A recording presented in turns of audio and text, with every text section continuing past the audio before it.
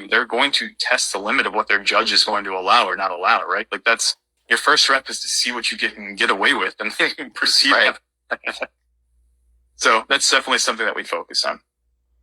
Yeah, no, I like that a lot. I thought from a spectator standpoint, it made it really easy for me to understand what they were doing. I didn't worry about the judges. I could just kind of watch the athletes. Yep.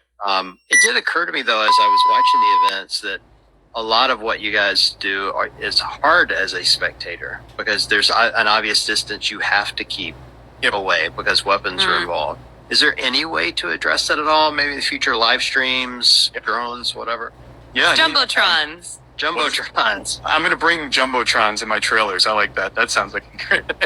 I got you. I'll be here all week. Nikki, if you can drive, that would be awesome. No problem. I'll bring my own. So for us, it's really, yes, there is an option, and we're actually going to roll it out for the first time at our national championship. So it sounds kind of silly, but CCTV cameras can be pointed at targets, and you'll be able to see exactly what's happening downrange. So CCTV system with 10 cameras, so a camera on each pistol target and a camera on each rifle target, and then a monitor back to display what's going on. So now any of the spectators can actually see not only the work that's happening, we'll have clocks on the stages so they can see the time that's actually happening, but they'll be able to look at a monitor and see how people are performing as far as shooting goes as well. So it's a way, even though you're far back from the firing line, you can still observe and see what's happening down at the other end.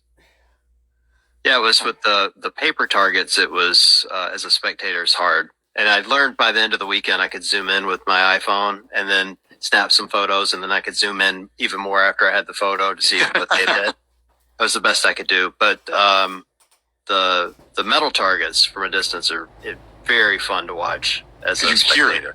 Yeah, you get the little ping, and there's like a delay between when you see it hit and when you hear it hit, which I thought was really weird. I'd never experienced it before. It was very cool. So especially when you shoot longer targets, I shot a match this past weekend here in Texas, and I think the longest shot was 680 yards. And at that distance, you pull the trigger, you'll see the shake, you'll see the target move. There's usually hit indicators with lights on them. Those will light up. And then it's like a second later, you're dong. It's right. Pull the, like, you get a second, yes. Weird. Yeah, it's really interesting. And the long distance shooting from as a spectator is probably the most fun. You'd like it, Nikki. It's really, really interesting.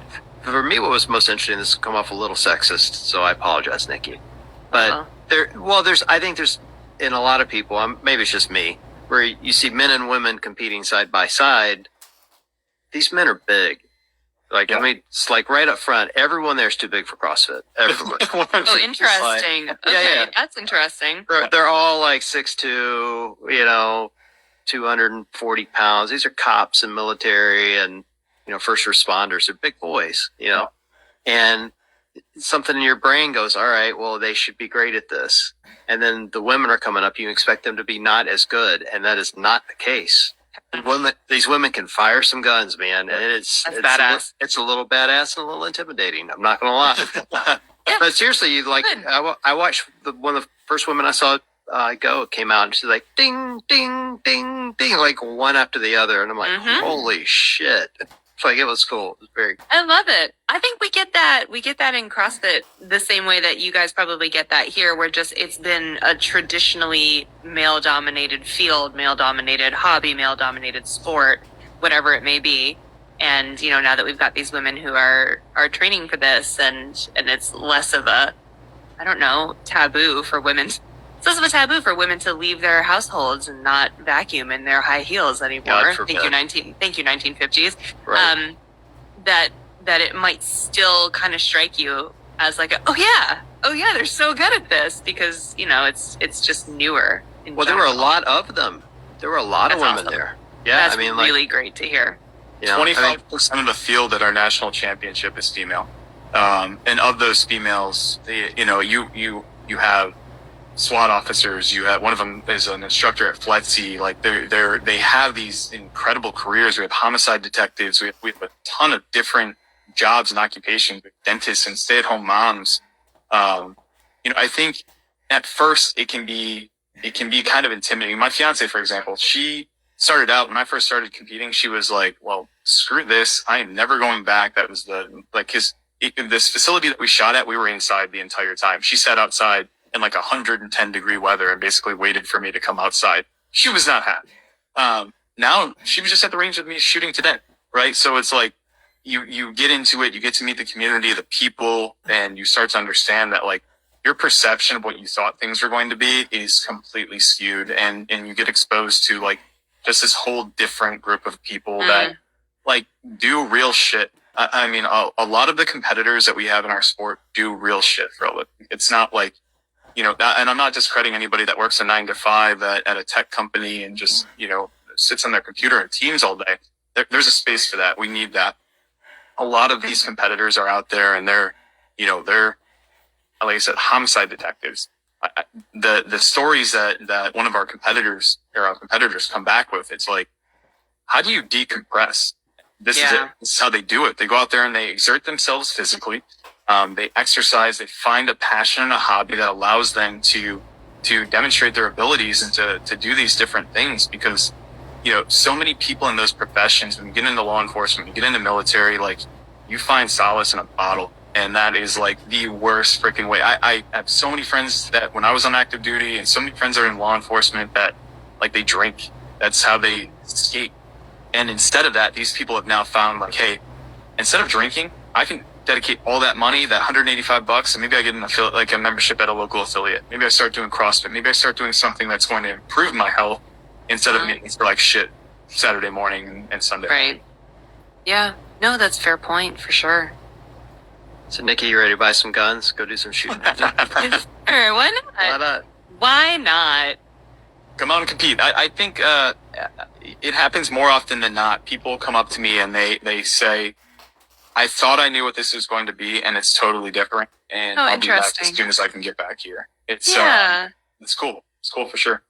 That's very cool. I just think I like every description that you give of the event or the types of people or the reaction. I'm like, oh, that's what people think about CrossFit. Oh, that's what people think about CrossFit. Like, it's the exact same thing. It's like, of course, they see us for the very first time. Maybe they don't expect the women to be as strong as the men, or maybe they, didn't think that they could do it, or they didn't understand that they could approach it, or it's just a completely different experience, or the people are what they remember more than anything else. I'm like, oh yeah, that's like just what we do. So I see the parallels, and I completely understand how and why there's so much crossover between the communities. It makes total sense to me.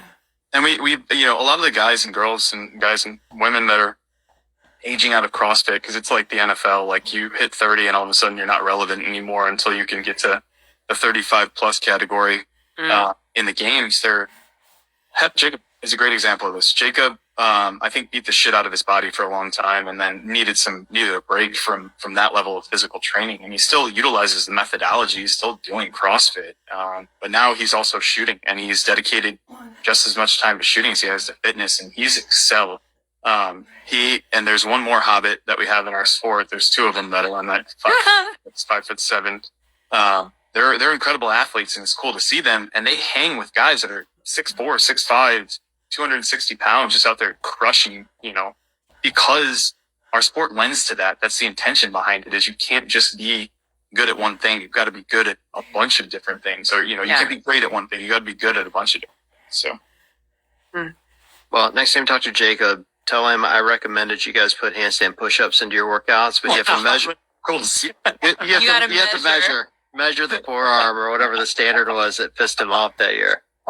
Tell him to send me a bouquet of guns when he has a chance. I will make sure. And then, we'll figure it out from there. He's showing up here. If he's not here already, he's going to be here soon. The Rogue Invitational's here this weekend. So him and Christine Kohlenbrander and her husband is here. And everybody's just kind of here. So it's cool. I'm actually supposed to meet with the California Bear is coming out, and he's going to start competing. Jason Kalipa is going to come out and start competing in our sport. Oh, I saw that. Yeah. He's been training with a guy named Tim Kennedy out here, and it's like Jared Stevens. Jared Stevens is another way. Christine Kohlenbrander's husband. I've competed with him. He was my teammate on team competitions a couple times this year. Cody Anderson's another one. Margot Alvarez. For real? Yeah, I know Margot has been crushing too. Yeah, it's awesome to see people that they like, you get the shit kicked out of you by CrossFit. There's training for the sport of CrossFit is different than I think the methodology was ever intended for. I think the methodology was intended for longevity. And to me, training for the sport of CrossFit does not lead to longevity, like real high level CrossFit. I would agree with that. I think that's the same in any high level sport when you're at the highest level. I fully agree with that. Yeah.